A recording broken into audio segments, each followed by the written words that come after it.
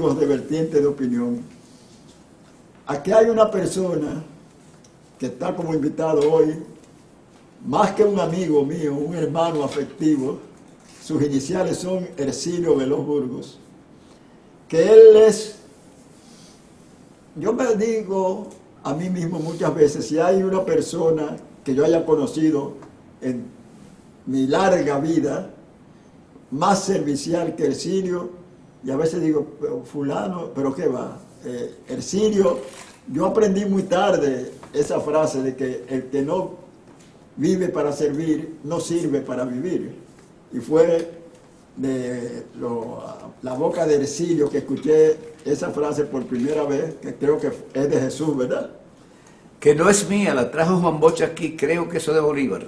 Ah, de Bolívar. Alguien me dijo, no, esa es una frase del cristianismo. Digo yo, bueno, pues yo la escuché muy tarde, de los labios de Hercilio Veloz, que tiene autoridad moral para afirmar eso. Hercilio, compadre, si usted tiene un problema, a veces él está más pendiente de que tú tienes que ir, supongamos si es un problema de salud, al médico, y te lo recuerdas. Tú me dijiste que es el martes, y a lo mejor a mí se me había olvidado. Sí, eso es muy bueno. Hercilio Veloz tiene también otra característica, que es la modestia. Hercilio nunca hace alarde de su programa, que fue de los primeros. ¿Cuántos años fue que cumplió recientemente? 48.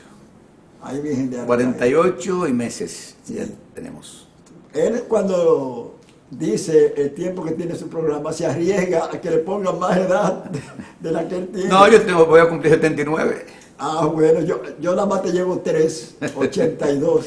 Orgullosamente 79 voy a cumplir. Sí. Tú sabes también qué pasa, que hay gente aquí que se destaca muy joven. Hay una popular cantante dominicana ya en retiro, que yo la recuerdo muy bien, delgadita ella, cuando bajaba por la calle Jacinto de la Concha para ir a su trabajo en una tienda que tenía en la avenida Duarte. Y era una adolescente. Entonces, poco después me sorprendió verla como una cantante ya muy popular. Y siempre la gente le ponía mucho más años de lo que ella tenía. Y es precisamente por haberse destacado muy joven. Pero el tema de las edades no es que vamos a tratar. No, yo respeto a todo aquel que no dice su edad.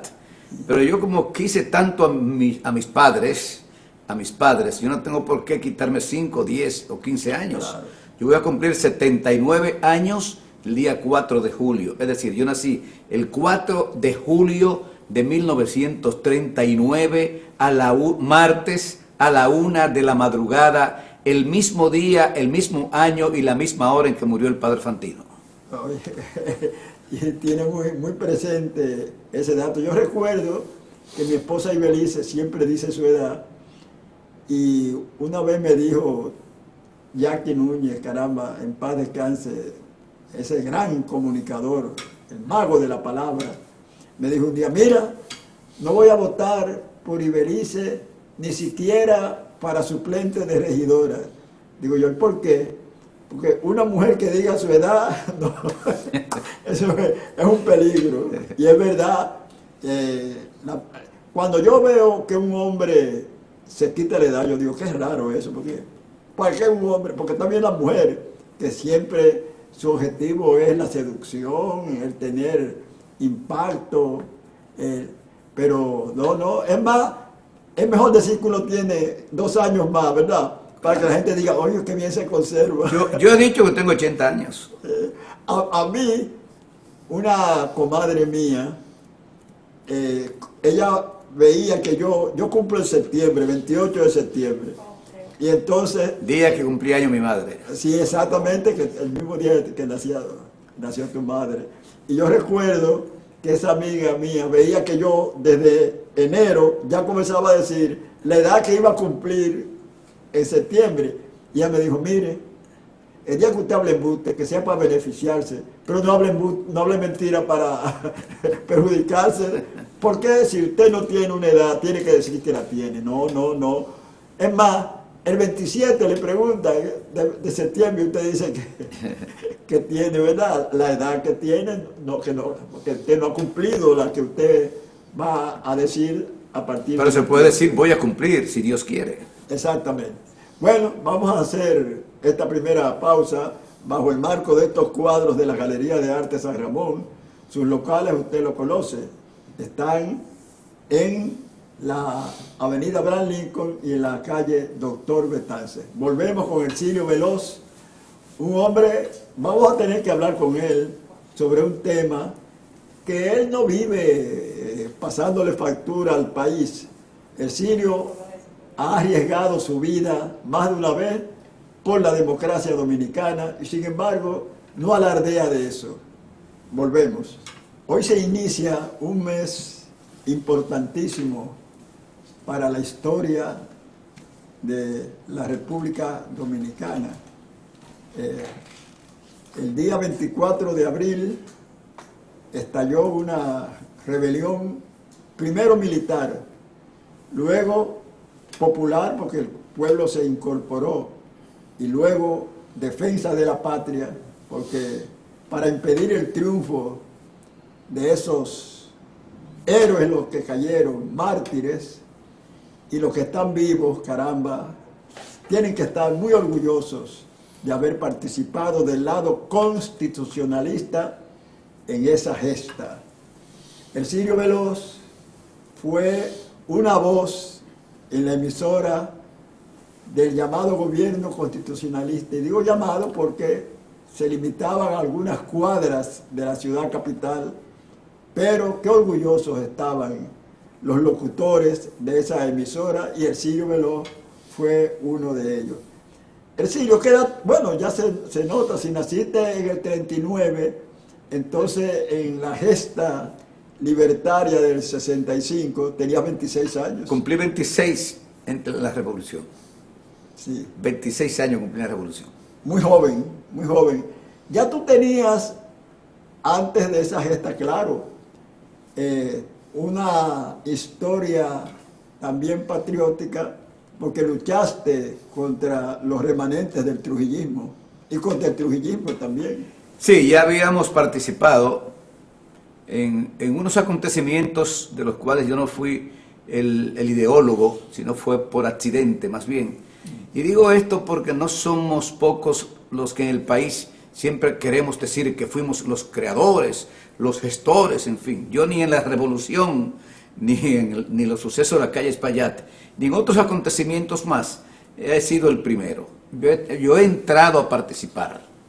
Como el caso de la revolución, yo me incorporé el 25 de abril a las 5:30 de la tarde, porque estando en Radio Santo Domingo Televisión, me dijo Pedro Pérez Vargas, que en ese momento pues terminaba su turno. Hercilio, llegó tu turno, digo, yo estoy llegando ahora, comienza el noticiero ahora. 25 de abril de 1965 me inicié yo en Radio Santo Domingo Televisión. Pues digo esto porque me preocupa, me llama poderosamente la atención que en el país hay tantas personas que quieren ser o quieren aparentar que ellos fueron los primeros en todo.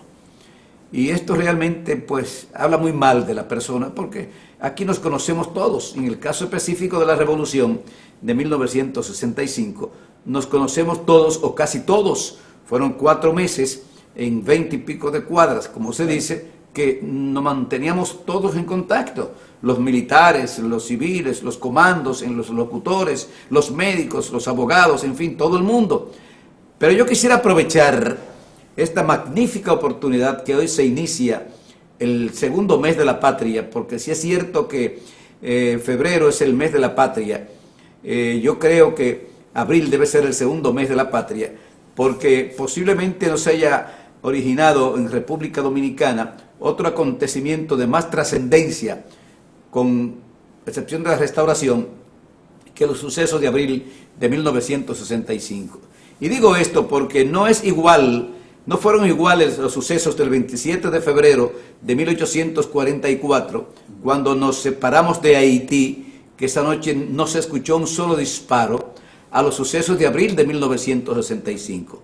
Sucesos que se produjeron naturalmente por aquel criminal golpe de Estado contra el gobierno democrático de Juan Bosch, el gobierno con la constitución más avanzada, y más aún, si no se hubiese derrocado ese gobierno democrático de Juan Bosch, con el que yo colaboré también desde una guaguita anunciadora, pues no hubiésemos perdido tampoco a Manolo Tavares Justo y sus compañeros que se fueron a las montañas para cumplir aquello que Manolo había dicho en el altar de la patria, de que si se seguía conspirando contra el gobierno legalmente constituido, el 14 de junio sabía dónde estaban las escarpadas montañas de Quisqueya. Y lo cumplió su palabra Manolo Tavares. Fue a inmolarse allí. Él sabía que no podía enfrentar las fuerzas regulares, y lo hizo, y entregó su vida y la de sus compañeros.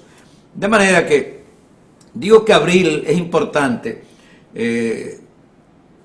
porque ese acontecimiento marcó la República Dominicana al extremo de que no se puede escribir la historia desde 1844 para acá sin hablar del 24 de abril de 1965 y esos 4 meses que tuvimos la honra, en el caso de los locutores, fundamentalmente los locutores, y hablo por ellos porque compartí con ellos los 4 meses, los locutores que no entregaron sus vidas, aunque algunos murieron en plena lucha, como fue el caso de un locutor que fusilaron o mataron en Villa Duarte.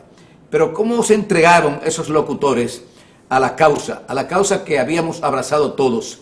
Sin embargo, sí es cierto que yo me siento orgulloso de haber participado muy modestamente desde el micrófono, abriendo la emisora a las 6 de la mañana, de 6 a 8 de la mañana, y luego cerrándola a las 12 de la noche. Yo tenía 2 turnos de 6 a 8 y de 10 a 12 de la noche. Es decir, que tenía 2 turnos privilegiados para abrir y para cerrar.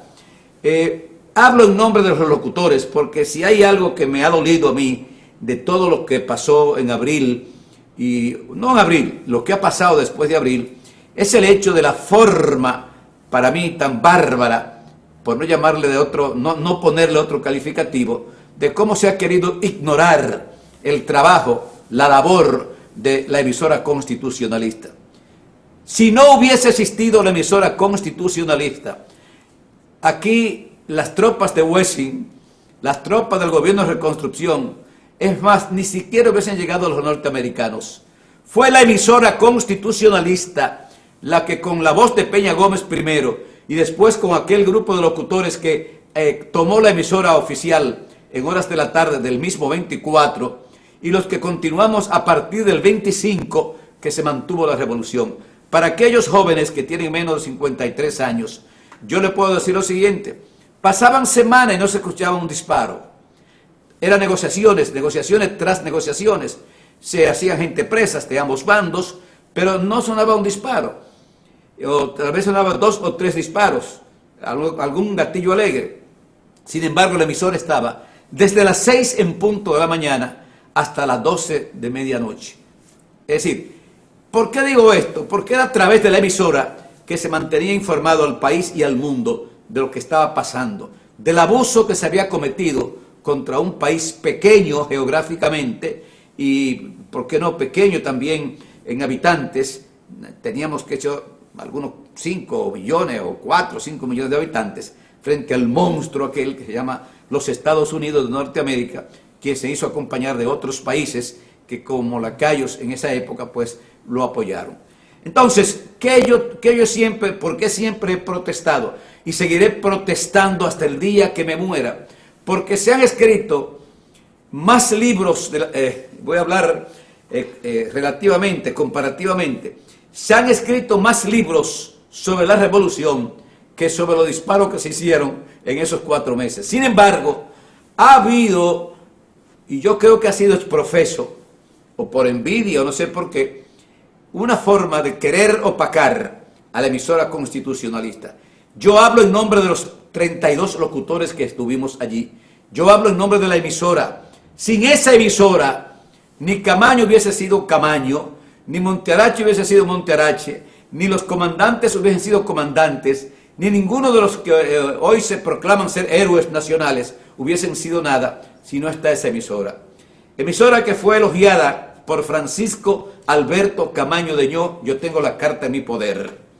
Y de las pocas gente que ha escrito de eso, se llama Tony Raful, se lo agradezco infinitamente, de la emisora, de los locutores. También habló de los locutores constitucionalistas, haciendo un recuento de todo aquel que de una manera u otra pues participó en la revolución. Lo hizo Euclides Gutiérrez Félix en un seminario que celebró el Ministerio o la Secretaría de las Fuerzas Armadas en el Banco Central.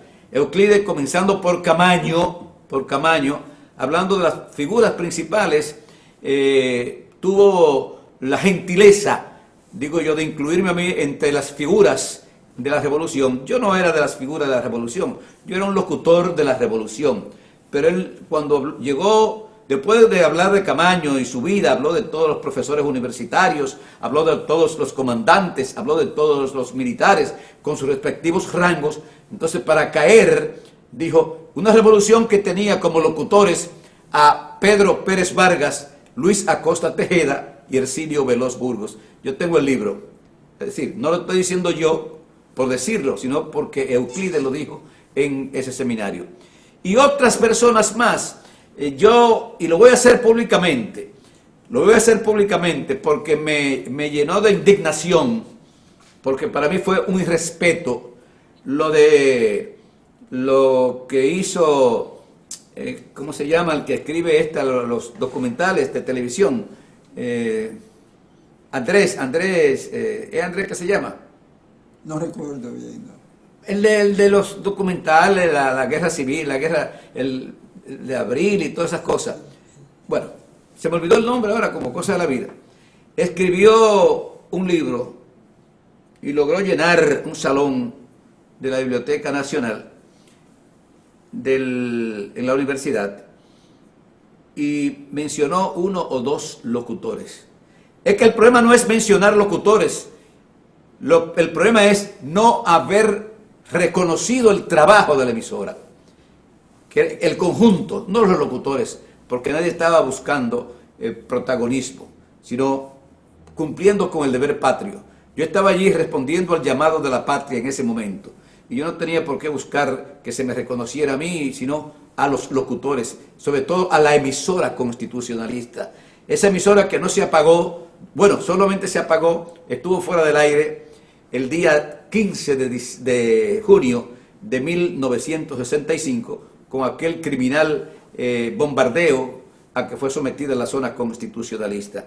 De manera que me duele en el alma ver que se han escrito tantos libros ignorando la emisora constitucionalista. Y reitero, y que se escuchen los 4 puntos cardinales del país, si no es por la emisora constitucionalista que tenía como director a Franklin Domínguez, porque Franklin Domínguez era el ministro de Cultura y como tal le correspondía dirigir todo lo que fuera prensa.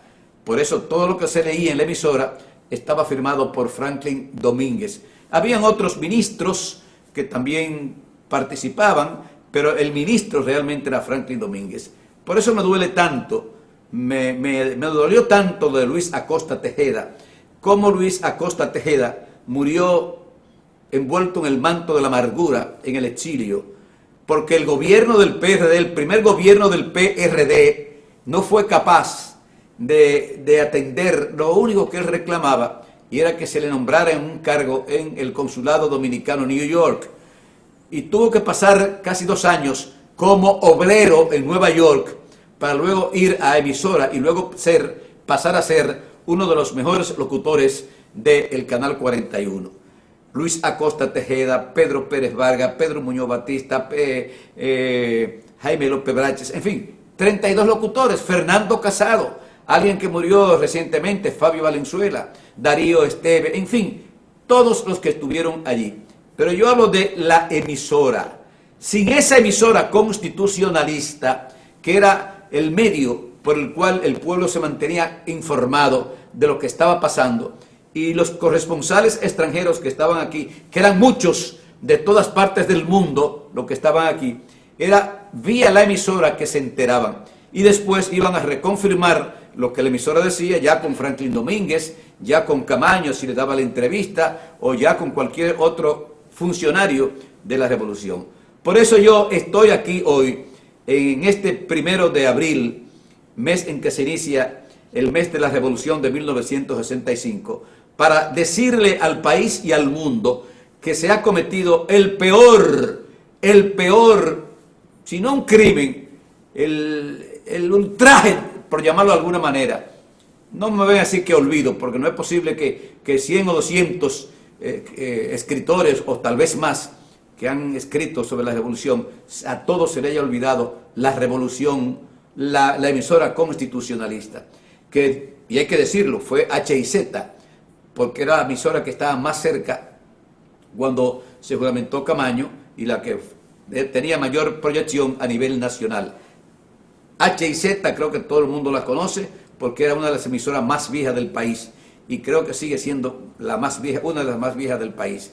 Por eso me duele tanto cuando hablo de la revolución, al ver la forma, y no ha sido olvidadizo tal vez hubiese sido uno. Cuando yo leí el libro de Salvador Jorge Blanco, me llenó de indignación, porque Salvador Jorge Blanco era el procurador general del gobierno de Camaño, y no tuvo la delicadeza de hablar de la emisora constitucionalista. Y como Salvador, pues lo puedo mencionar a todos los que han escrito libros.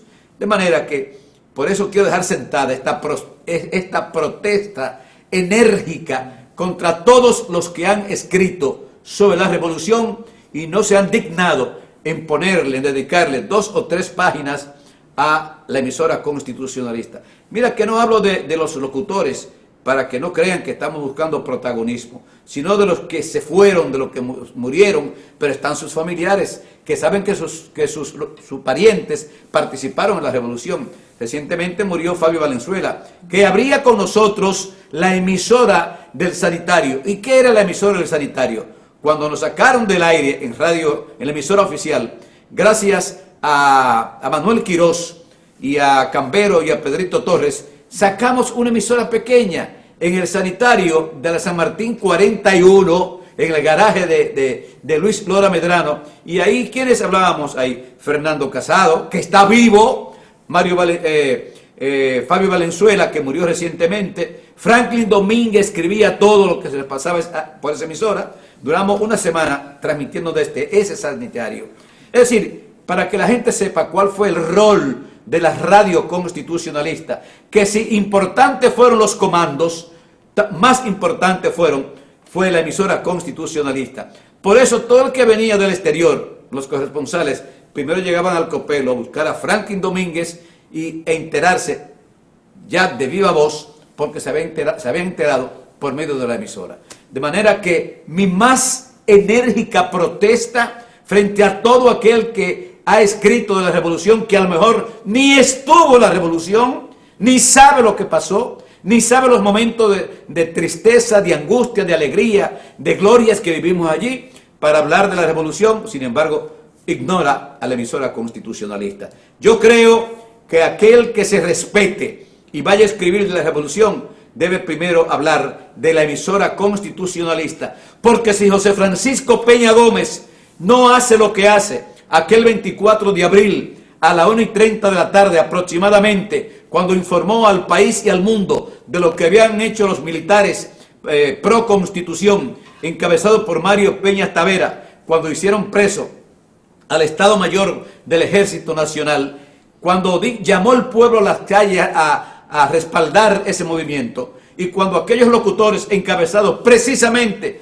por Luis Acosta Tejeda, Mario Báez Asunción, Luis Armando Asunción y Pedro Muñoz Batista y Jaime López Bráchez, si ellos no toman la emisora esa tarde y hacen lo que hicieron, fueron a la cárcel ellos esa misma noche, amanecieron en solitario en la policía, pero al día siguiente fueron puestos en libertad porque Donald Reed fue derrocado esa misma noche del 24. De manera que si no surge la voz del locutor, si no surge la emisora e inicialmente la voz de Peña Gómez, aquí no iba a haber revolución, porque las tropas de San Isidro nos iban a aplastar. No había medio, no había forma de cómo llamar al pueblo a que se lanzara a las calles a buscar armas, a apoyar moral y materialmente a la revolución de 1965. Ercilio, sin proponérselo, ha dado notación de lo que yo expuse sobre su personalidad, sobre su carácter, sobre sus luchas, actuando con modestia. Fíjese cómo él dice que en esa revolución él fue un modesto locutor. Sin embargo, hay una proeza bélica que él realizó que en nuestro próximo segmento vamos a hablar. Continuamos dialogando con Ercilio Veloz Burgos, productor del programa El Pueblo Cuestiona, de los primeros segundo programa de entrevista en el país. Sí, después, el único que surgió antes es Sea Usted el Jurado, sí, de nuestro común amigo exacto, Alberto Amengual. Yo hablé de la modestia de Ercilio porque él habló de que él, un modesto locutor, no fue así.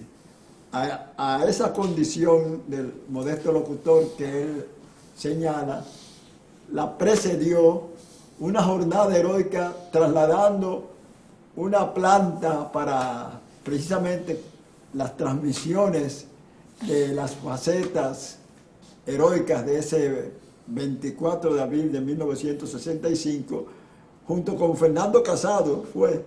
Fuimos varios a buscar esa planta.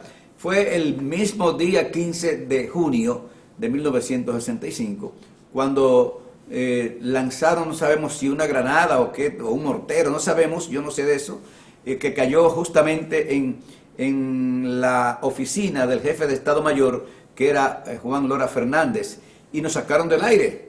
No había energía, no había nada, y nosotros pues optamos por ir a buscar la planta de emergencia de los bomberos.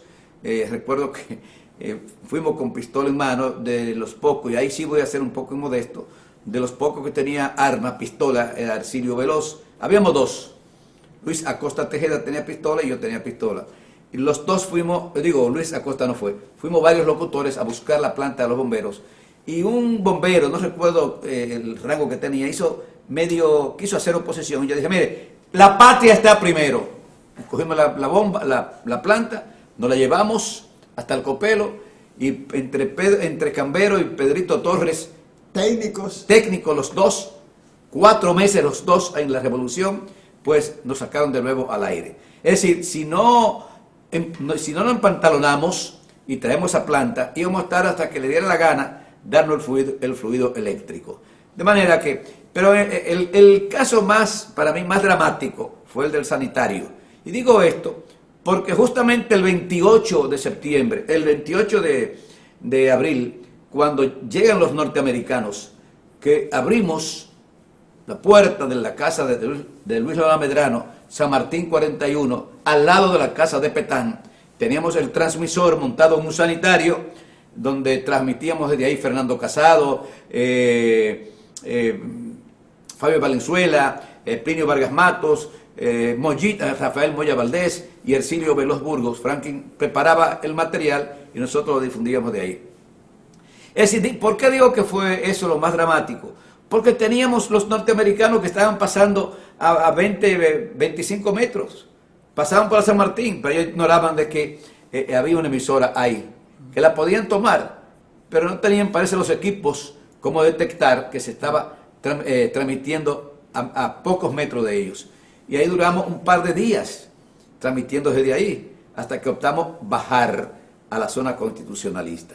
De manera que yo me siento orgulloso, satisfecho, creo haber cumplido con la patria en ese momento en que por las mejillas de la patria corrían lágrimas de impotencias al verse pisoteada por botas extranjeras. ¿Por segunda vez? Por segunda vez, o por tercera vez, pero las dos más bárbaras fueron la del 16 y la del 65. Claro. Era David contra Goliat, justamente como lo definió Fidel Castro, David contra Goliat. Sin embargo, no le fue tan fácil a ellos. Sí es cierto que no ganamos políticamente, pero ganamos moralmente. Los sentamos a negociar cuando hablo en plural, la revolución sentó a los norteamericanos a negociar, y hubo que negociar, y hubo que buscar una salida.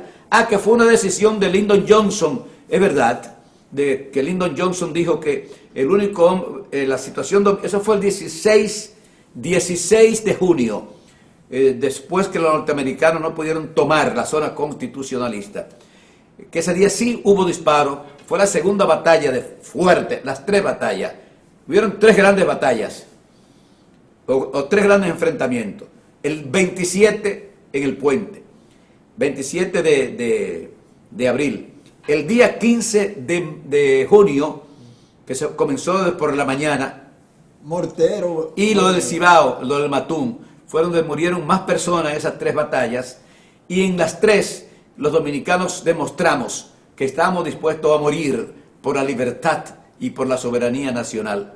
Y además, a raíz de eso fue que cuando se le informó a Johnson, según se ha dicho, de que la situación dominicana estaba empeorándose más, porque ellos pudieron haber tomado la zona nuestra en 2 horas, pero bajo la alfombra de 100.000 o 200.000 cadáveres, porque nadie de los que estaban allí estábamos dispuestos a entregarnos o a rendirnos. Por eso lo hacíamos con tanto orgullo, con tanta fuerza, con tanto amor, con tanta decisión. Por eso aquello de un día más dominicano que escribió magistralmente Franklin Domínguez y que grabó Luis Acosta Tejeda, que no fui yo. Mucha gente me saluda en la calle, me dice, un día más dominicano, como que fui yo. No.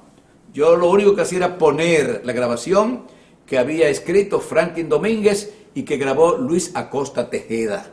Eso hay que decirlo, yo lo ponía en la radio porque yo abría la emisora y cerraba la emisora. Me tocó ese gran honor. Luis Armando Asunción, que era el director, quiso que yo lo hiciera porque yo vivía cerca de la emisora, o estaba hospedado cerca de la emisora, que estaba justamente a 2 minutos. Y como podía producirse un enfrentamiento a las 2 de la madrugada, a las 3 de la madrugada, que siempre habían, algunas veces habían provocaciones más bien, por las tropas extranjeras, y llegábamos inmediatamente 3 personas, Mario Báez Asunción, Franklin Domínguez y Ercilio Veloz. Eran los 3 primeros que llegábamos a la emisora. Tan pronto en horas de la madrugada se producía algún tiroteo o una amenaza de que pudieran tomar la zona constitucionalista. De manera que todas esas cosas yo las recuerdo con tanto cariño, con tanto amor, con tanta satisfacción del deber cumplido, porque allí todo el mundo éramos iguales, cada quien tenía su posición, pero había que ver lo que era un Camaño compartiendo con nosotros, los locutores, o con los comandos. Señores, yo he visto pocos libros definiendo el rol de los comandos, Sin esos comandos de civiles, fundamentalmente, no es verdad que los militares solo, los militares que pudieron pasar a la zona o quedarse en la zona, iban a enfrentar a los norteamericanos o iban a enfrentar a San Isidro.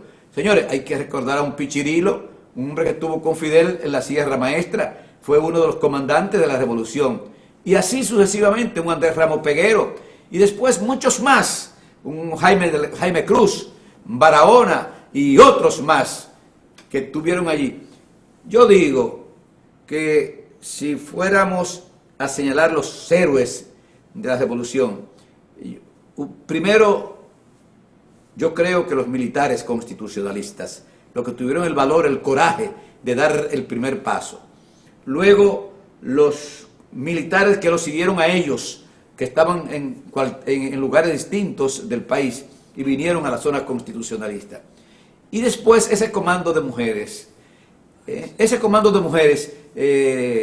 Teresita Espaillat, ahí en el Parque Eugenio María de Hostos, dando ella, Delta Soto y otras más, Grey Coatú, entrenándose ahí, entrenando a los combatientes, a los que llegaban nuevos, porque no es que estábamos allí los que llegamos el primer día, no, sino que a diario venían personas de otro pueblo, venían a incorporarse a la lucha. Por eso comenzamos pocos y terminamos tantos. Solo había que ver la manifestación las dos manifestaciones, la del 14 de junio de 1965, esa manifestación en el altar de la patria, y el día que Camaño entregó el poder, cuando dijo, vengo a entregar el poder al pueblo, al mismo que me lo dio, o sea, algo así. De manera que fueron acontecimientos lo que ha llenado a que todo el que estuvo allí se sienta que cumplió con su obligación. En lo que respecta a la patria, yo puedo morir esta tarde, esta noche, mañana, y me voy tranquilo porque cumplí con la patria en el momento más crucial que ha vivido o que vivieron esas generaciones, o la generación mía y las demás generaciones, la Revolución de Abril. Sí. Otra muestra de la modestia de mi amigo Hercilio Veloz Burgos. El movimiento 20 de octubre. Los que pasamos de 15 años de edad recordamos que el 20 de octubre del 61, 61, sí. En el barrio Intramuros de Ciudad Nueva se produjo una lucha, yo diría que fratricida, entre fuerzas de la Policía Nacional, un grupo de jóvenes que treparon como queriendo llegar al cielo en las azoteas de la calle Espaillat a luchar, a poner de manifiesto su intención incluso de inmolarse por la causa del antitrujillismo, de que los remanentes del trujillismo que quedaban todavía fortalecidos salieran del país. Hercilio, cuenta cómo fue eso. Mira, Mario, soy un amante de la historia y soy de la persona que cree que no debe mentir cuando se habla de historia. Todo comenzó en la Universidad Autónoma de Santo Domingo con los estudiantes de la época. Ellos se habían impuesto la tarea de destrujillizar la universidad. Naturalmente, para destrujillizar la universidad había que expulsar, sacar al rector Machado y destruir todas las estatuas y el busto de Trujillo que estaba enfrente. Eso sucedió en diríamos el 12 o el 14, comenzó entre 12 y 14 de octubre de 1961. Ya para el 15 aproximadamente habían ya logrado su objetivo, habían destrujillizado la universidad, habían sacado al rector Machado, habían roto todos aquellos cuadros de Trujillo y habían derribado aquella estatua de Trujillo que había allí. Bueno, luego dieron un segundo paso y fue de marchar hacia la ciudad para seguir destrujillizando todo lo que fuera remanente, pero fundamentalmente sacar a los remanentes del régimen de la época, comenzando por el doctor Joaquín Balaguer, que encabezaba, era la figura principal. Bueno, ¿qué hicieron ellos? Fueron a Ciudad Nueva, para luego pasar a la zona colonial completo. A Ciudad Nueva, comenzando desde los Bomberos, Parque Independencia, la calle Palo Hincado, hasta la Paz de Villini, la cercaron con alambres de púa y declararon territorio libre hasta la calle Espaillat.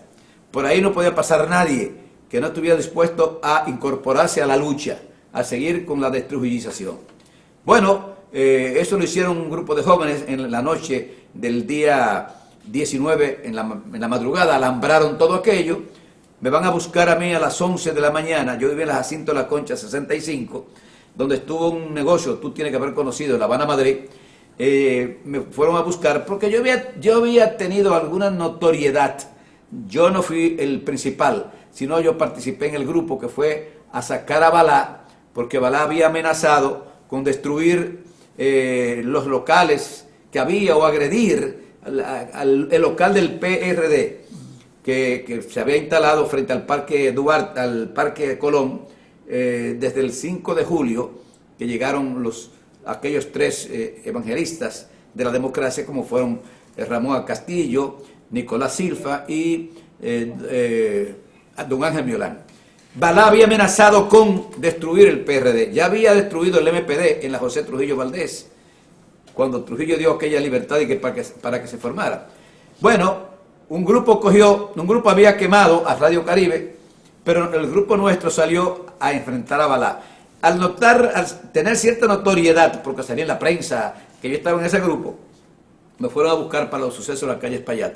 Y yo estuve allí a las 11 de la mañana viendo la situación, mirando el terreno para incorporarme a las 2 de la tarde. Es decir, yo fui de los últimos tal vez que llegó a los sucesos de la calle Espaillat. Pero me entregué en cuerpo y alma, haciendo que, rompiendo alcantarillas, subiendo piedra para la azotea de la Espaillat 55, que fue donde se celebró el enfrentamiento real entre las fuerzas policiales y los paleros de bala que andaban ahí y nosotros. Pero quiero aclarar algo, otra vez quiero aclarar algo. Recuerda que se hablaba de la matanza de la calle Espaillat, de los cientos de muertos de la calle Espaillat. Fue un muerto. Tirso Vargas Almonte. Tirso Roldán Vargas Almonte, ese lo mató la policía. El otro muerto fue un joven que no supimos de sus familiares jamás. Trató de saltar de una azotea a otra y cayó al vacío. Y murió. Fueron 2 muertos que sucedieron ese día. Ahora, éramos 57 heridos y presos. Yo estaba entre los presos y heridos. Habían otros que estaban presos y no estaban heridos. Yo estaba entre los presos y en los heridos. Por eso aparecí en el periódico el día siguiente, en la foto que tomó la policía. De manera que te agradezco infinitamente esta oportunidad, porque hoy, justamente hoy, 1 de abril, comienza el segundo mes de la patria. Y hoy yo quiero llamar a todo el que ha escrito o piensa escribir de la revolución, que se entere qué rol, qué papel jugó la emisora constitucionalista con los 32 locutores que estuvimos allí. Pero que se olviden de los locutores, pero que hablen de la emisora. Gracias, Mario. Muy bien. Desafortunadamente, nuestra camarógrafa, que es bastante veloz, como digo yo, caminando de una cámara a otra, nos hizo la señal de que el tiempo se había agotado, y como se la hizo también a Hercilio Veloz Burgos, todo bajo el maestro familia que está entrando aquí y dirigiéndonos miradas que indican se terminó el tiempo. Así que después de esta magnífica entrevista con Hercilio Veloz Burgos, destacado periodista dominicano y luchador por la democracia de nuestro país, solo nos resta invitarles para nuestros próximos programas, y recuerden que tenemos nuevo horario, domingo de 9 a 10 de la noche, y el mismo programa se repite el lunes de 5:30 a 6:30 de la mañana. Hasta entonces.